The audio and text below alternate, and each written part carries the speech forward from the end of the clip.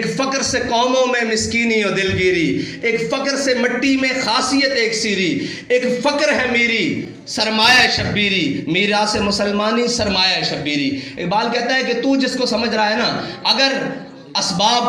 اور مال اور جناب یہ ضروری ہوتی تو امام حسین کبھی بھی 72 لے کے کربلا نہ جاتے، کبھی بھی 72 لے کے کربلا نہ جاتے، بلکہ وہ اس وقت کے تمام اسباب اور فوجیں اکٹھی کرتے۔ اقبال کہتا ہے نہیں، جب حق کی بات آ جائے تو پھر رستہ وہی ہے جو امام حسین گئے۔ اور لوگ کہتے ہیں حج پر جانا ہے اور وہاں کرنا ہے، لیکن آپ یہ تاریخ درست کر لیں کہ جب لوگ حج کے لیے آ رہے تھے مکہ معظمہ میں، اور امام حسین اپنا جناب وہ کیا کہتے ہیں اس کو، احرام، اپنا احرام اتار کر کربلا جا رہے تھے، یہ بتایا کہ حج بھی اپنے وقت پر ہے، لیکن جب اسلام اور دین پر مشکل وقت آ جائے تو پھر سب سے پہلے ضرورت ان چیزوں کی ہے، پھر سب سے پہلے میدان میں آنا ضرورت ہے۔ اور یہ بھی نہیں کہ حسین خالی سجادہ نشین، حسین خالی صرف حسین ہے، نہیں، حسین اس وقت بھی 2 بڑی درگاہوں کا سجادہ نشین ہے، ایک حرم کعبہ کا اور ایک حرم نبی کا۔ لوگ کہتے ہیں جی ہمارا نکلنا باہر ضروری نہیں ہے، اسلام کے لیے ہمیں کیا، اسلام نے ہمیں کیا کرنا ہے، اسلام نے ہمیں کیا کرنا ہے۔ اسلام جو مولانا بیان کرتے ہیں وہ بھی نہیں، کیونکہ وہ خود نہیں چلتے، اور اسلام وہ بھی نہیں جو اندر خانقاہوں میں بٹھا کر بند کر کے رکھ دیا ہے، اسلام وہ بھی نہیں، اسلام اور چیز ہے۔ اقبال اسلام کیا ہے؟ اقبال کہتا ہے کہ تجھے میں بتاتا ہوں، آ میں تجھ کو بتاتا ہوں تقدیر امم کیا ہے۔ اقبال کہتا ہے ادھر آ،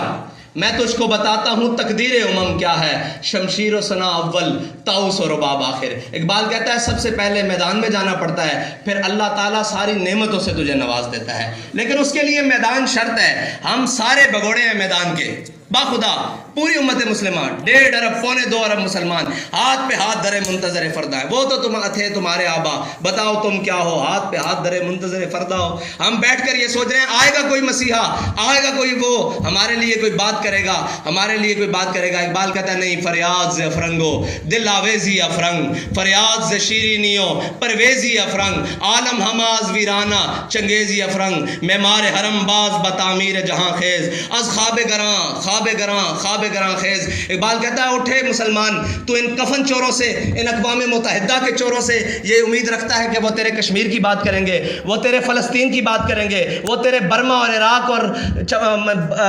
بوسنیا کی بات کریں گے۔ اقبال کہتا ہے نہیں، یہ تو کفن چور ہیں، انہوں نے تو بیٹھ کر پلان بنایا ہوا ہے کہ اس بھیڑ کو تو پکڑ لے، اس بھیڑ کو میں پکڑ لیتا ہوں، اس بھیڑ کو تو پکڑ لے، اس کو میں شدت پسند کہہ دیتا ہوں، اس کو میں قدامت پسند کہہ دیتا ہوں، اس کو میں دہشت گرد کہہ دیتا ہوں، اس کو میں فلاں کر دیتا ہوں، اس کو میں جناب یہ کہہ دیتا ہوں کہ انہوں نے جناب فلاں کو اٹھایا اور فلاں کیا، یہ کر کے میں پوری سلطنت لپیٹ دیتا ہوں۔ اقبال کہتا ہے یہ بیٹھ کر یہ سوچتے ہیں ہم ان کو قابو کر لیتے ہیں، آپ جہاں میں جو مرضی کرتے پھرو۔ کہتا ہے معمار حرم باز بتعمیر جہاں خیز، کہتا ہے اٹھو حرم میں سوئے ہوئے مسلمان، اٹھ کھڑا ہو، معمار حرم باز بتعمیر جہاں خیز، از خواب گراں خواب گراں خواب گراں خیز۔ اقبال کہتا ہے کھڑا ہو کر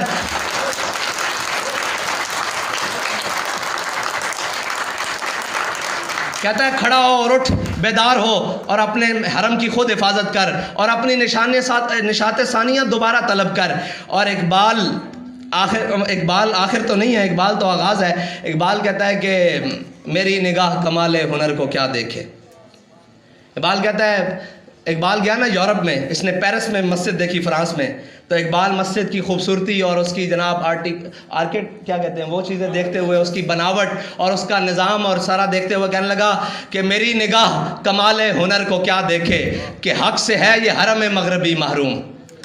کہہ رہا ہے بنایا تو بڑا خوبصورت ہے، لیکن اس کے ممبر پر حق بات نہیں ہو سکتی، یہ کمال ہے۔ میری نگاہ کمال ہنر کو کیا دیکھے کہ حق سے ہے یہ حرم مغربی بیگانہ، یہ حرم نہیں ہے۔ اقبال مسجد کو کہہ رہا ہے، ہم کہتے ہیں جی مسجد میں یہ یعنی اقبال کہتا ہے جس مسجد میں حق بات، جس ممبر سے حق بات بیان نہیں ہوتی وہ مسجد ہے ہی نہیں۔ کہتا ہے یہ حرم نہیں ہے، فرنگی کرشمہ بازوں نے تنے حرم میں چھپا دی ہے روح بت خانہ۔ اقبال کہتا ہے یہ حرم نہیں ہے، اس کا تن حرم والا رکھا ہے، لیکن اندر انہوں نے بت رکھ دیے ہیں، وہ بت جو کچھ بھی ہو جائے دنیا میں وہ بیٹھ کر آپ کو نماز روزے اور زکوٰۃ کے مسائل بتائے گا، وہ یہ نہیں بتائے گا حضور